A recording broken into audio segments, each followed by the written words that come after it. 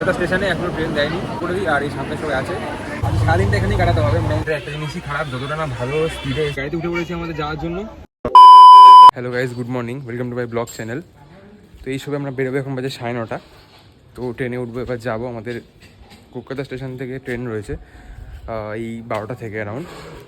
চলো দেখা হোক সবার সাথে। গাইজ ফাগেজ নেওয়া সব কমপ্লিট হয়ে গেছে এখানে।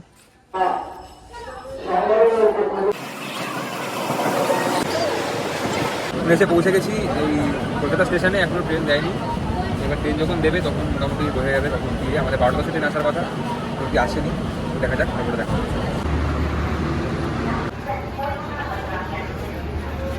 ফাইনালি আমাদের গাড়ি চলে এসেছে, এটা হচ্ছে আমাদের ট্রেন, এই ট্রেনে আমরা যাবো।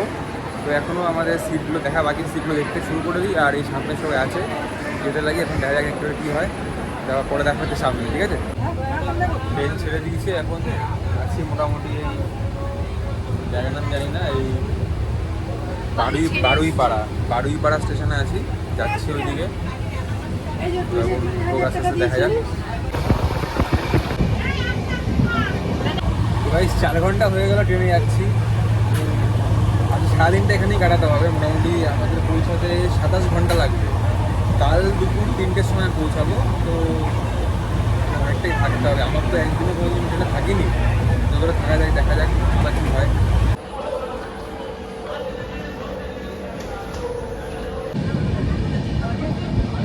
আজ নিজের চোখে লক্ষ্য করে দেখলাম যে ট্রেনগুলোকে কীভাবে মানুষগুলো নিজেরাই নোংরা করে থাকে আর কি, সেটা দেখলেই বুঝতে পারছি। তো ফাইনালি আর একটা স্টেশন বাকি, তারপরে দীর্ঘ 27 ঘন্টার জার্নি আমরা শেষ হয়ে চলেছে। আমরা পৌঁছাবো মথুরা জংশনে, তো এটা লাস্ট স্টেশন। তো এরপরে মথুরা জংশন, তো ওখানে কি সবার সঙ্গে দেখা হচ্ছে। এটা একটা জিনিসই খারাপ, যতটা না ভালো স্পিডে এসছে, তার থেকে বেশি মনে হয় আমরা রাস্তায় দাঁড়িয়েছিলাম 5 ঘন্টার উপরে। মানে একবার 1.5 ঘন্টা, কোনো সময় 1 ঘন্টা, কোনো সময় 1 ঘন্টা 15 মিনিট, এরকম করে করে আমরা 4 ঘন্টার মতন দাঁড়িয়েছিলাম। অনেকটাই লেট হয়ে গেছে, তা নাহলে এতক্ষণে তো মথুরা চলে আসার কথা, যেখানে মথুরার টাইম পেরিয়ে আরও আধা ঘন্টা হয়ে গেছে। এখন দেখা যাক কখন পৌঁছায়। ফাইনালি সবাই নেমে গেছি আমরা মথুরাতে। দীর্ঘ 26 ঘন্টা জার্নিটা মোটামুটি 30 ঘন্টায় আমরা আসলাম।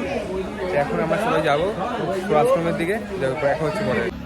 তো ফাইনালি আমরা ওখান থেকে স্টেশন থেকে বেরিয়ে এবার গাড়িতে উঠে পড়েছি আমাদের যাওয়ার জন্য। তো এখন আমরা যাবো বৃন্দাবনের দিকে, আস্তে আস্তে রওনা। তারপরে বৃন্দাবনটা দেখে আমরা চলে যাবো আমাদের রুমের দিকে। ফেললাম এমবিএ চায়ওয়ালার দোকান, এই সে এমবিএ চায়ওয়ালা আমাদের ফেমাস। এটা এখন সব থেকে খারাপ অবস্থা এটার।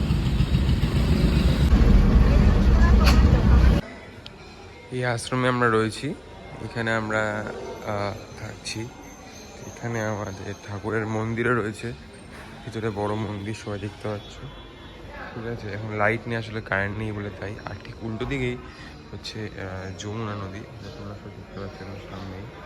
এদিকে ভিউটাও খুব ভালো লাগে, দেখতেও খুব। এই হচ্ছে আমাদের হোটেল, এইখানে আমরা রয়েছি এই বাদিকের ঘরে। এটা আমাদের পিসিদের ঘর। ভালো আছো? 105, 104 হচ্ছে আমাদের ঘর, 107 আমাদের ঘর। আর এইটা হচ্ছে ব্যালকনি আছে।